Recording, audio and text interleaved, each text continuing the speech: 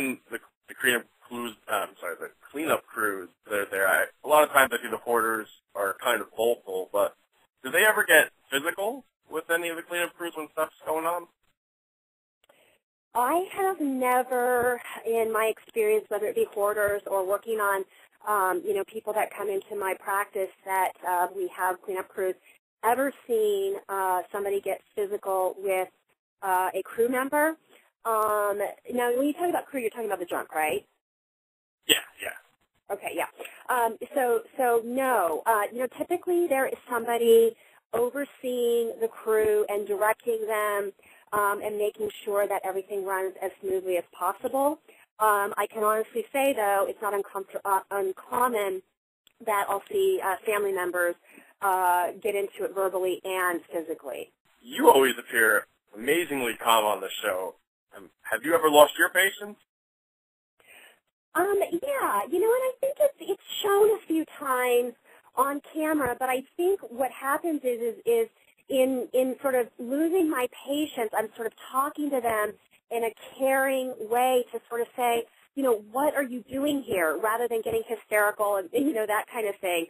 And what I'm trying to do is reach out to them to say, my gosh, you're not going to get your children back unless something changes here. And that, for me, is losing my patience, believe it or not, because the reality is every one of these people that I've worked with has lived in environments or had friends come over or neighbors who all they're doing is losing their patience with them. They're badgering, they're yelling, they're screaming, they're nagging, they're expressing their anger, and I get it. I totally get it. But my role is absolutely to connect with them at their level and help them to see that I'm not there to judge them, that I'm not there to badger them. I'm just there to help them develop some insight into how it's affecting them, how it's affecting their loved ones, how it's affecting the community, whether it be their neighbors or just people driving by, and that they have an opportunity to turn things around. Sometimes that works, sometimes it doesn't. It just depends on, in my mind, the level of denial that people have about their compulsive hoarding, or, oftentimes just their own personal anxiety that they have about letting go of their stuff. And, one of the things that I want to go back to, Frank, is, it's interesting. I want to talk about the patience thing again. Is that okay? Oh, sure. It's interesting because, whenever you do TV, and I'm sure, in your line of business too, there's always people that love you, and there's always people that hate you, and there's all those people in between kind of thing, Right.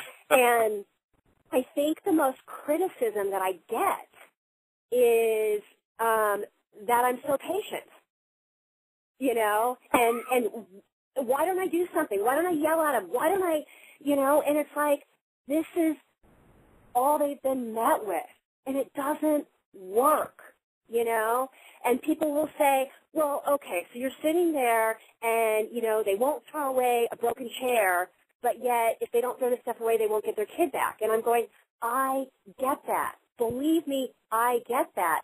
But on the same token, do you really think if I say to you, well, you have to throw this away, or what's wrong with you, is that really going to help our relationship and increase the odds that maybe they will slowly get it? You know what I mean? And that's the hard. Yeah, that's the hard part about helping people to understand why it's so important to be patient and to not treat them the way that, everybody else has. And professionally, obviously, that's just inappropriate, and ethically and humanly, I don't think it's appropriate either. But, they need a different touch. And, yeah, it's hard. Believe me, it's hard on me when I have to watch this person keeping all these things that truly are not necessary in their world. But what am I going to do, It's frustrating, and that's what I think that people don't understand on our end, too, is we're trying to do a job and trying to help these people, or the person in front of us, But getting into an argument and a battle with them about something, I got to look at the big picture, and I don't want to spend an hour or 2 hours fighting with them over, a box of straws that they really don't need, kind of thing. So now you mentioned earlier that you're working on a book. Yeah, I am.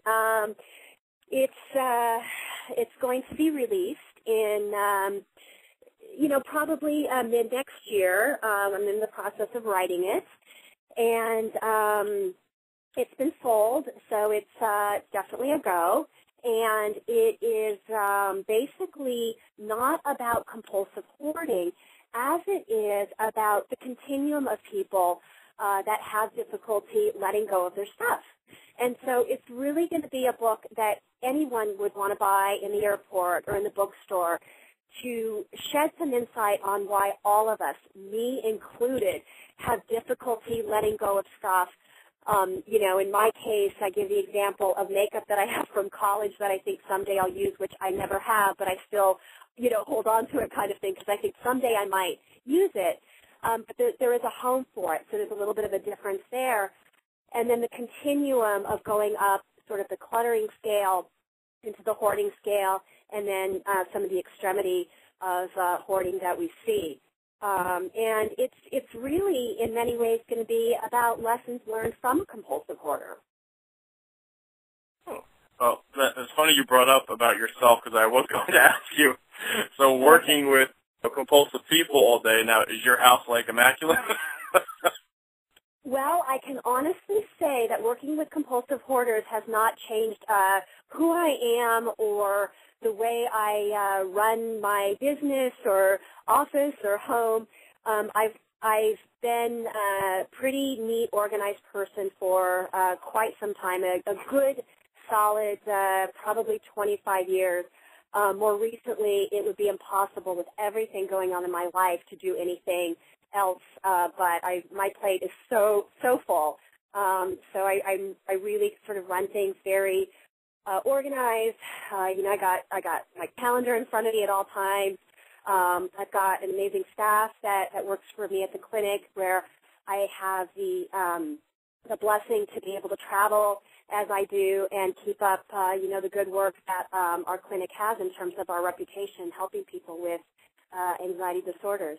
Now, if somebody wanted to get in touch with you for your help, how would they do that? There's a couple ways. They can go to our website, which is anxietytreatmentexperts.com. I also have another website, which is compulsivehoardingcenter.com. And certainly they can call me, and that number is 916-366-0647.